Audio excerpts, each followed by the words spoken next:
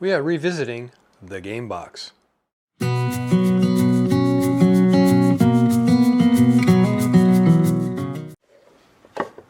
Game box part 3. After discussing with Cree and Jamie, the little hump that was going to be in the middle with the hinge barrel at the bottom was not really the best solution. They want it to be so the parts fit nice together like this and flat on a table. So after doing a bit of research and looking at some pictures on the web, I found some hinges that I knew about. I just, in the back of my brain, I recognized when I saw them, I said, hey, you know, I really should have tried those first. Let me give you a close-up view of what I'm talking about. Let's do a little deep dive into the hinge. So it's a fully articulated hinge. It goes 180 degrees. And the way it does that is there's a bar connecting two hinge pins, one in each leaf, that is separated, that allows it to articulate fully open like that. Great for boxes like I'm doing. Now the inlating parts, if you look at this drawing, yes, of course I did a drawing. If you look at the drawing, I've circled two parts that have to be inlet into the wood along with the leaf. And that is the radius for the hinge pin and the bar itself. So what I'm talking about is this. There's a little radius here that is 1/8 inch radius. It's a 1/4 inch diameter centered on the hinge pin. And then when the hinge is completely open, there's a bar. The bar that allows it to articulate fully open is also sticking out and has to be inlet into the wood. So that's the challenge. I have to inlet those two parts as well as the L of the hinge itself. Let's get busy. My hat's cut off. So what I'm doing now is I'm cleaning the Dutchman. I'm basically getting him down as close as I can to the surface of the box, at which point, from that point on, I'll use a sander. Let's clear it down with some, oops, grain's going the other way. So, always being mindful of the grain when you're chiseling or planing.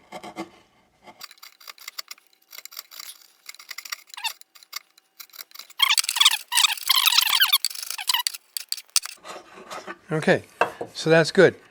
These will get sanded, and like I said, I'm going to try the sandpaper and polyurethane technique for getting rid of the little bitty lines that are left behind from these Dutchmen. So be better hidden, and then hopefully they won't be seen as easily. I've kind of set up what I want to do on the router table to cut the mortises for these new hinges. Come on over and I'll show you what I got in mind. Here's hoping the focus doesn't go crazy. So what I've done is I've marked on either side of the bit where the flutes end. So I've turned it so the flutes are 90 degrees to the center of the table. And I took a piece of wood, slid it up against the flute, took my square and marked where the flute starts, the cutting starts, and did the same thing over here. Marked where the cutting starts. Now, these are 1 3/8 of an inch from here to here. So that's what the inletting has to be, 1 3/8. Well, 1 3/8 minus 1/2, which is the bit, is 7/8. So I took a piece of wood and my marking gauge, and I marked it at 7/8 of an inch, and put a pencil mark in there for clarity. And I did it on both sides so I can do either side of the bit.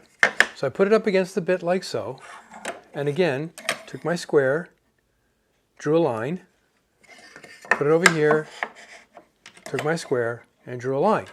So the start point, obviously, is when going this way, is this side of the bit. The stopping point is here, and reverse going the other direction. I've got some test pieces I've got here. I'm going to make sure I get it correct. This allows me to do fine detail tweaking if I have to. And I measured the distance between this flute here to this line here is 1 3/8, and from this flute here to this line here is 1 3/8. So let's do some test pieces and see what comes out of this. I set it up for my initial test cut. This is going to be, final iteration, I hope. I've set up a stop block at the 1 3/8 from this side of the bit mark. We're going to go in the normal direction you would be when you're on a router table, and then we'll switch over and do the other way, which is a little more difficult because you're going the direction you really shouldn't be cutting on a router table or with a router bit. So let's turn on the dust collection and see what we get.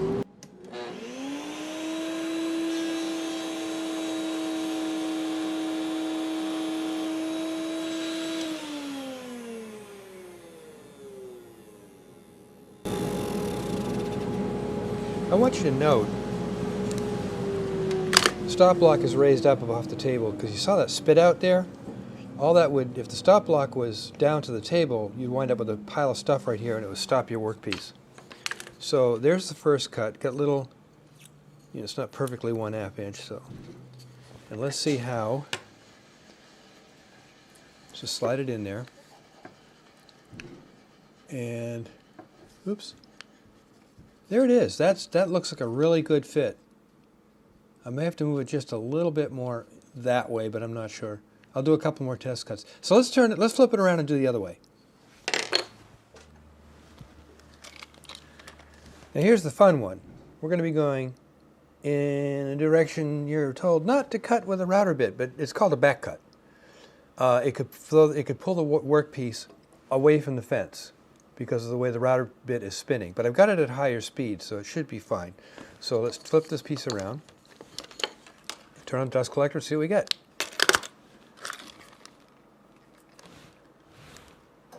There we go.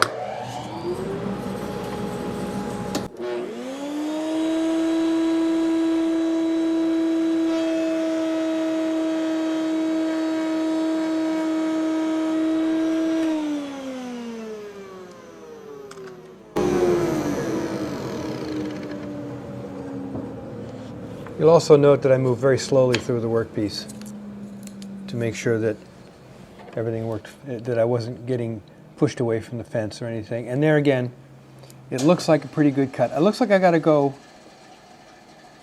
there we go. Looks like I have to make a few adjustments.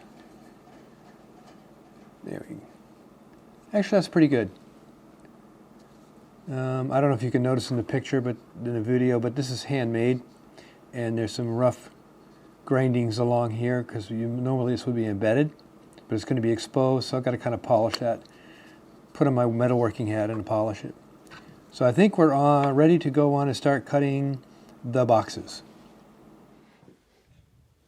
Now we know from the test piece that this is going to work, we hope, and it fits nicely in the inletting that I've done in the test piece. Where that's going to go, I think I showed this earlier, is on here's one of the box sides. It's going to go along this piece right here, and it's going to sit right there, like so.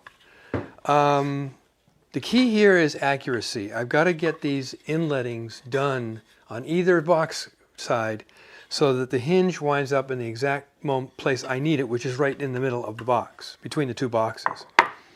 So if you can see here, once I get, this is not cut correctly, but you'll see from here, this is where it has to be inlet manually, these little parts right here. Once I get the inletting cut with the router, the rest has to be cut by hand. I'm going to do some more test pieces before I proceed with finish the inletting. Before I do these, once I finish the test pieces and I'm comfortable, I'll do these so that if I blow them up, we all get to see it. A major faux pas. I thought the camera was on when I was running the workpieces through the router, and it was not. So I'm doing it after the fact now to demonstrate exactly how I made those cuts. Got to look for the little red dot on the screen to make sure the camera's running. Anyway, let me show you after the fact how I ran these pieces through the router table to make the inletting for the leaves on the hinges. Stop block to stop the workpiece at the correct 1 3/8 of an inch from here to here.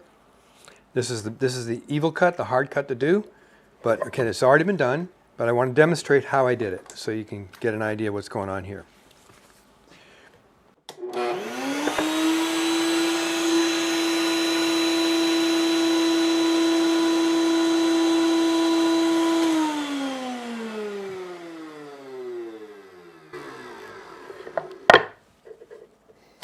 Now I'll flip over the stop block, put it over here. This is the easier cut, and that involves this side right here.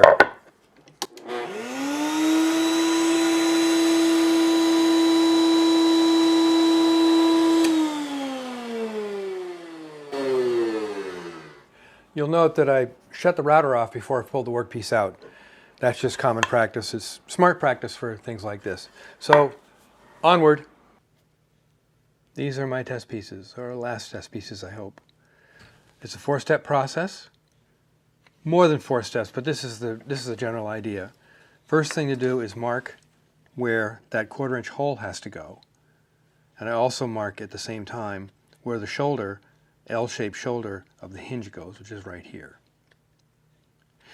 Take it to the drill press with a brad point bit, and I drill that 1/4-inch hole right here, where we're supposed to be, leaving this mark in place. So now I have that radius, 1/8-inch radius, is going to sit right there when the hinge sits in place. Next step is I take it to the router table and I cut the inletting for the hinge leaf itself. You'll note it actually cuts off that hole right where you need it to be for the hinge. Next step is to take out this piece right here. Now in this, I cut that out roughly in a bandsaw close to the line and then chased it with a chisel. And that's this piece right here. See, I've got it cut out for the shoulder. I've also inlet for that bar which articulates into the wood here, so that's clear, free and clear. I've got my 1/8-inch radius cut out here for the hinge, and when I place the hinge in place, you see it fits pretty nice. It needs a little bit of sweetening here, I think. I can work that in the work pieces. Now I've got 4 of these to do on the workpiece, and there's going to be a little bit of a change when I do the actual box. Let me explain that to you. Yeah, on the test piece, I can cut that on a bandsaw easily and just chase it with a chisel to get the part to fit. Great. On the workpiece, you can't do that because I can drill the hole fine, the right depth. I can run it on the router table to get the leaf inletting done, but I can't put the back of it into a bandsaw to rough that part out. So that's all going to have to be chased with a chisel. So that's what I'm going to have to do when I do all 4 of these inlettings.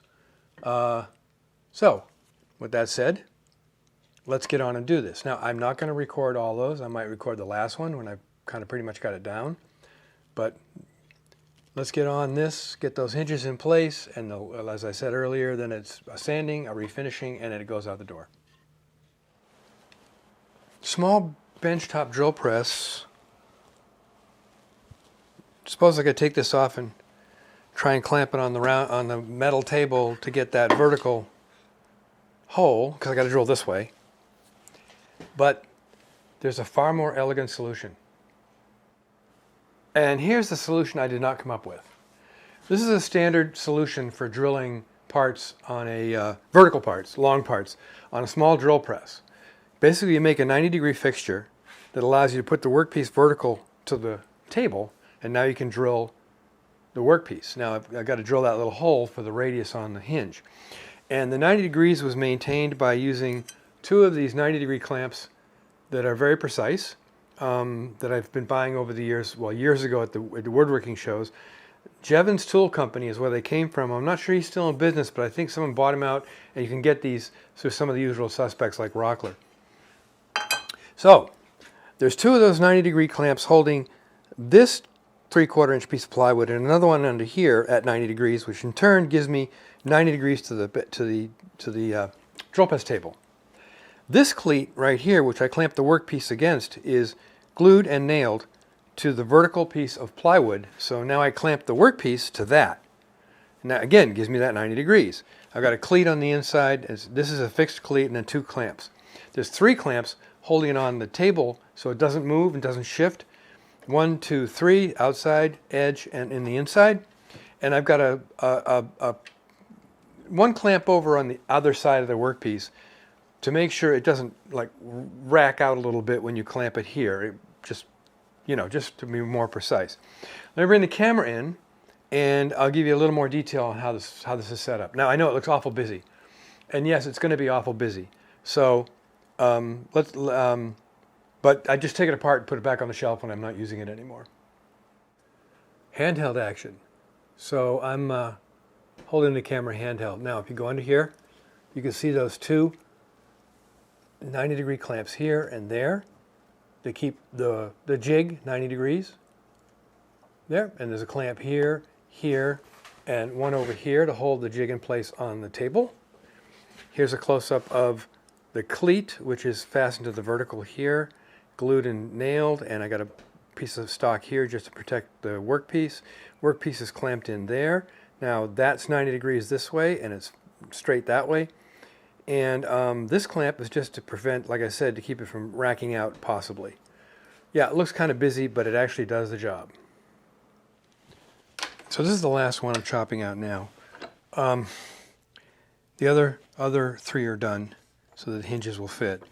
So basically, I've drilled the hole, I've cut the inletting on the router table, and now I'm just inletting these little fiddly bits back here. So I'll do a little chopping, and then we'll move on from here. Let's see, I gotta get.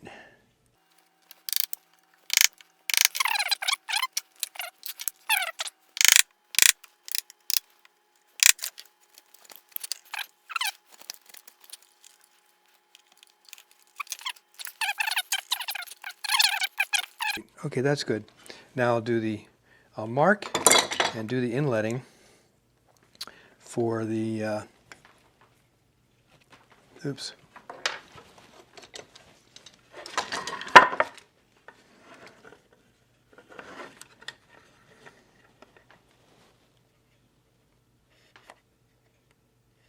And this is for this little crossbar that I showed you earlier.